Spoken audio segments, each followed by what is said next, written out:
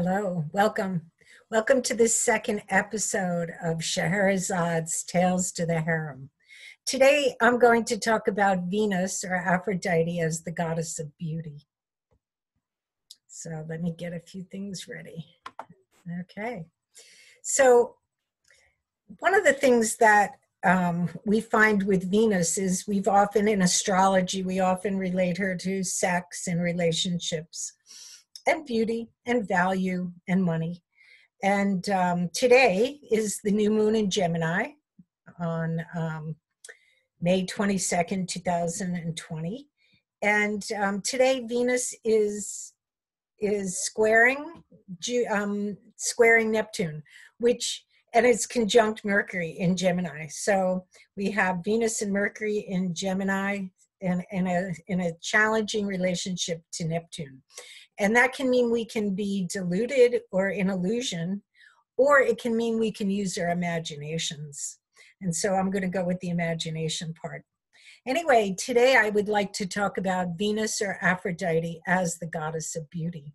So if you will stay with me for a minute, let's start this. So as the goddess of beauty, we often think of beauty as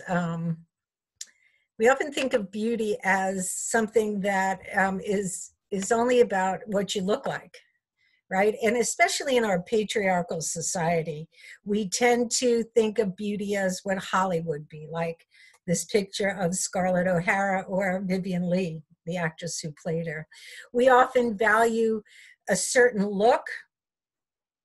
And men, strong, determined, we often value a certain type of feminine sexiness, as with this picture of Elizabeth Taylor, and of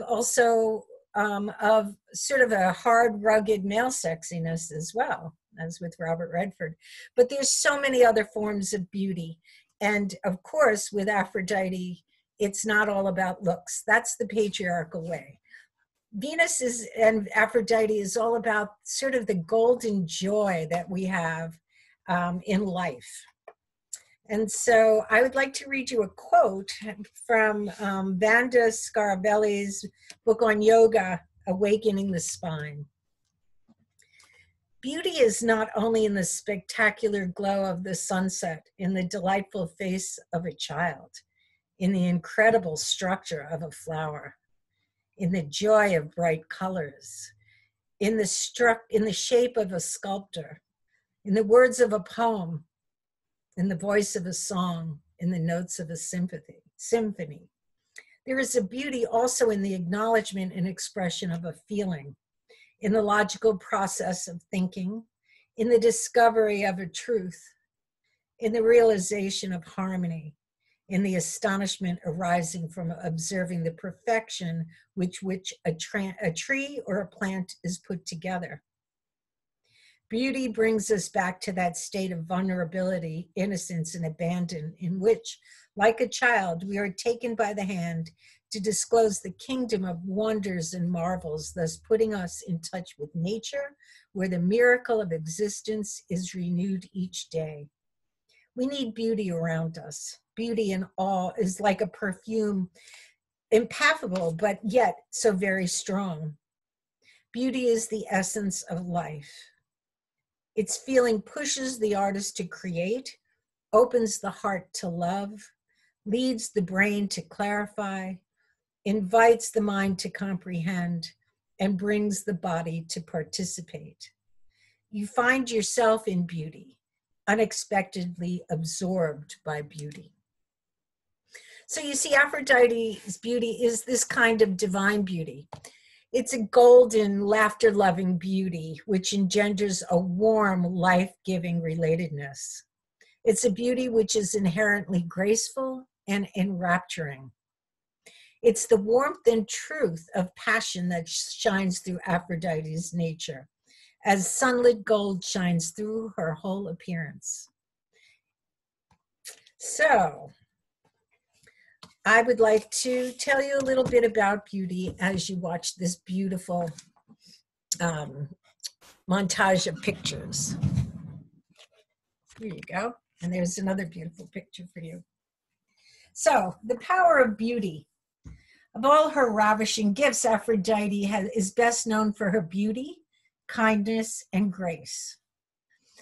Grace, or charis, is the Greek term implying grace as personal beauty and loveliness, harmony, and graceful speech. Aphrodite, or Venus's loveliness, is opened and receptive, letting her body communicate and share its own beauty. So this quality of charis, or grace, is exemplified by the three graces: the bright one, the glad one, and the one of abundance, symbolizing the qualities of beauty, love, and pleasure or charity. This is a combination of mother love, tenderness, comfort, mystical enlightenment, and sex, and it teaches us how to give and receive love from each other, making us always willing to give in return once again. The gift of true beauty is indeed bright and abundant, and it brings gladness to the heart. So the graces are Aphrodite's handmaiding, playing and dancing with her in the muses. They anoint and bathe her before and after her lovemaking, and they weave her garments. And we women need these graces to woo our men, because men like to be pampered. These graces signified the charming enchantment of a freshness and delight of spirit that Aphrodite's beauty is different from the beauty of other goddesses. The graces personify the lovableness of the body, a sense of beauty, abundance, and gladness that the body can communicate and mediate to others. These qualities of grace, joy, and good humor make life sweet and give our speech an attractive quality.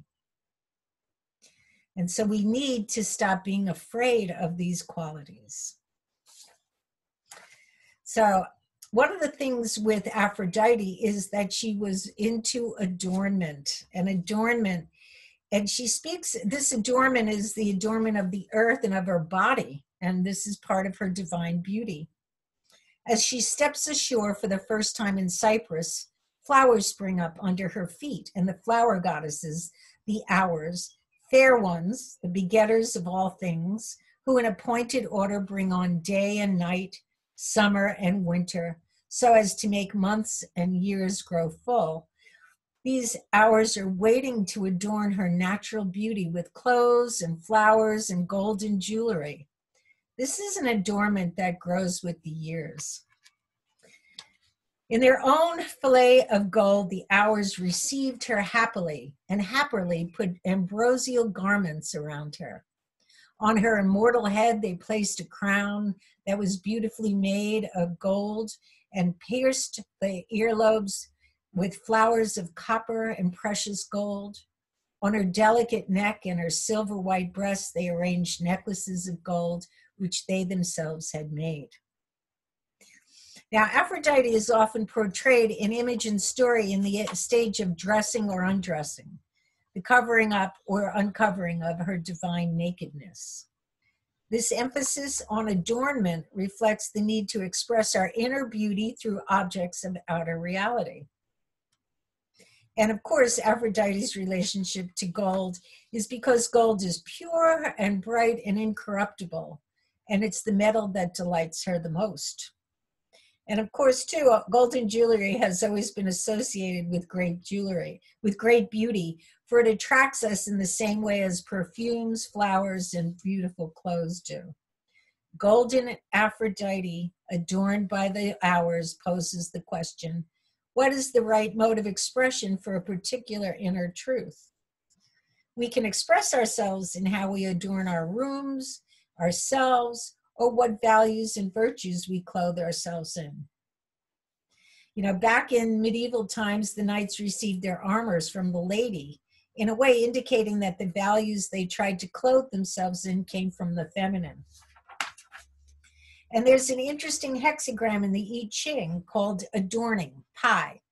It combines the idea of embellishing your beauty with the ideas of energy, passion, and being capable of strenuous effort or valor. And the images that the Chinese graphs give to pi are the cowrie shell and the decorative plants and flowers. Now, cowrie shells were used as money, so these images suggest that things were as precious as money. The correct adornment is important when we try to express something about our inner truths. It takes courage to express your inner self and to stand by what you believe is true. So whether we adorn ourselves or we go naked, our beauty comes from the soul, which is where true values lie. The Sufi mystic Rumi said something about nakedness and its relationship to our inner truth and about courage. Those who wear clothes look to the launderer, but the naked soul wears illumination. Either withdraw from the naked or take off your clothes like them. If you can't be wholly naked, take the middle way and take off at least some of what you wear. Rumi. Aphrodite enjoys her own beauty and adornment as well as her nakedness. She's never ashamed of her actions, even when her husband Hephaestus catches her making love to Ares, the god of war. Caught in the bonds of a magical net, laughed at by the gods of Olympus, she calmly returns to her own place for a bath and adorns herself again. She chooses to make love, so she feels no shame, because she is a virgin who belongs to herself in the end. Aphrodite adorns the earth itself with flowers when she steps ashore from her sea birth. The feeling realm of water is transformed into the specific beauty and delicacy of each individual feeling, now imaged in the form of sweet-scented flowers. Many flowers, plants, trees, and fruits are associated with Aphrodite, most especially the rose, the lily, the lotus, the myrtle, the pomegranate, and the apple. Above all others, the rose is Aphrodite's special flower, and its beauty, fragrance, and softness, as well as its thorns, suggested to the ancient Greeks its association with love. One of its qualities, its sweet-smelling scent, stirs up the courtship instinct in both humans and animals. It's the smell of the other that attracts or repels us, an intuition that initiates a longing for relationship. So our true earthy, sensuous nature, it can be beauty and grace and joy if we learn to value and pay attention to it. Aphrodite's beauty is not a stereotype of what beauty should be. It's not the beauty of the Hollywood starlet. Rather, it's the sweetness and grace located in each individual body, fruit, and flower. Aphrodite's valor is in her adorning of herself. And if we can learn to adorn ourselves in our own beauty and truth, we will give the goddess her due honor, and she will bestow upon us joy, for she is Aphrodite, giver of joy and love. So what can be more beautiful than us living our soul's purpose? Why don't we stop this now? What can be more beautiful than each of us living our soul's purpose? That's what Aphrodite and Venus asked us to do. And now, while we're in the midst of this Venus retrograde in Gemini and about to start a new Venus star point, which is a whole other thing, which we won't go into today, but we are being called to find that our own inner truth, and yet be open to the truth and beauty of everyone else that we meet. So anyway, I hope you enjoyed this little bit of wisdom. I've taken it from the book that I wrote, Wisdom's Daughters, but it's about Aphrodite and Venus and the ability to seduce, charm, and enliven life with any kind of beauty that we are willing to show the world. Until next time, this is Kathy Pagano and Scheherazade's Tales to the Harem.